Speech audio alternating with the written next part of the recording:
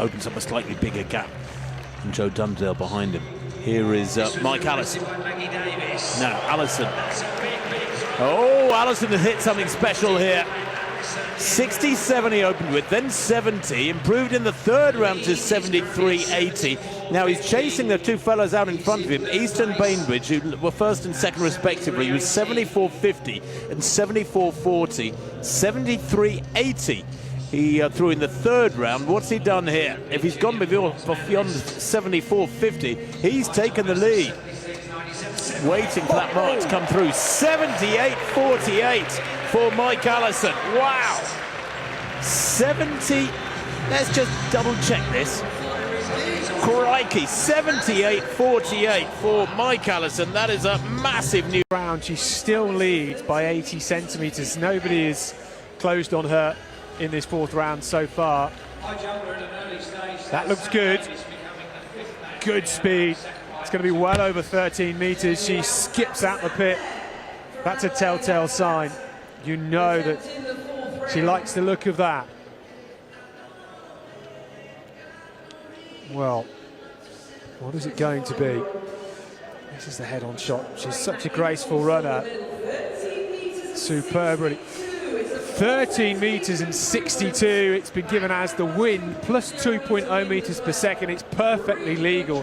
And that is a huge personal best for Adelaide Omotawaju. Betters the distance she set in the second round. She is getting better and better. The field too. So next up on the track for you, you've got the heats of the women's 100-metre hurdles.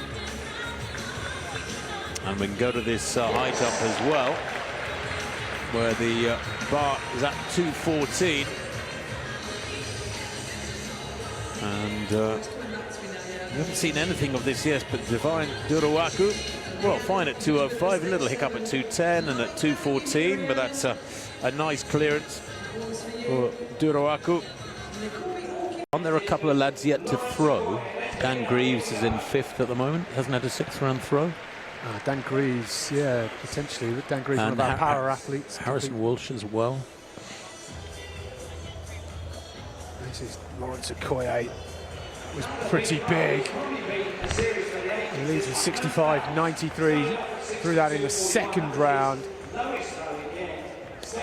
Is our trusty CIS fibbing to us? Because it looks like a couple of fellas haven't had their sixth round throws, and yet Lawrence Okoye is. Surely they're taking a sixth and final round throw. That's the celebratory winning throw. I think, though, because Dan Greaves and Harrison Walsh are both power athletes. They're here in the late afternoon, but Molly Cordery over in the pole vault, about to take her third and final attempt at 4 metres 85. The world indoor champion from Glasgow last year, who's had her injury problems this year. A few ups and downs, if you'll forgive the pun. This was a couple of minutes ago, and Cordery goes clear. Brilliant clearance. Only one athlete in the world this year has gone higher than that, and that's Amanda Mull. And well,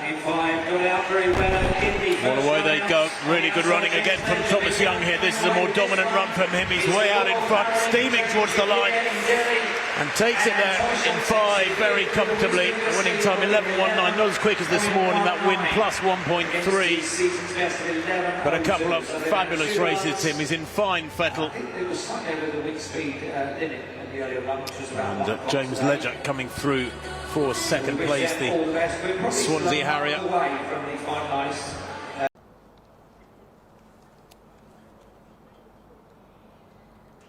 Set. Really good start from Marcia Say. She leads in the minute forward. She's just come unstuck and she's out of the race. And Barrett is coming through. My goodness, Waffle's out too. And it is Alicia Barrett, the Sheffield athlete, storming through. She's going to become the UK champion. 13.13. 4 athletes dropping out of that race. It was Etienne Morn out of it as well. And Lucy Jane Matthews. My goodness, we've seen a couple of chaotic races. Which remains on the slow side, I have to say. Scott Lincoln now, round 4. His best came in round 2, 20 metres 61. He has a lead of almost 2.5 metres over Pat Swan's 18.15.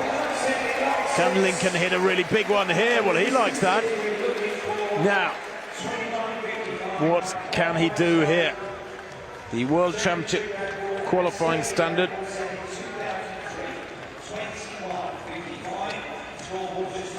In the shot put is 21.50. The UK standard for consideration is 21 metres, but Scott Lincoln has done that. Pat Swan's fourth round effort, by the way, 17.54, so no improvement from him. Scott Lincoln, 20.61. He can mix it with into the straight and has built up a lead of about 15 metres. Never threatened at any time in the race. But this will be impressive because it's been a front runner, casual looking, 9.22 from Elise Thorner. Brilliant running there, about 9.25. In front of this main stand at the Alexander Stadium. She was here a few years ago at the Commonwealth Games. She was cheered on loudly then. She's been cheered on loudly now. Good performance from Carey. 2:12.94.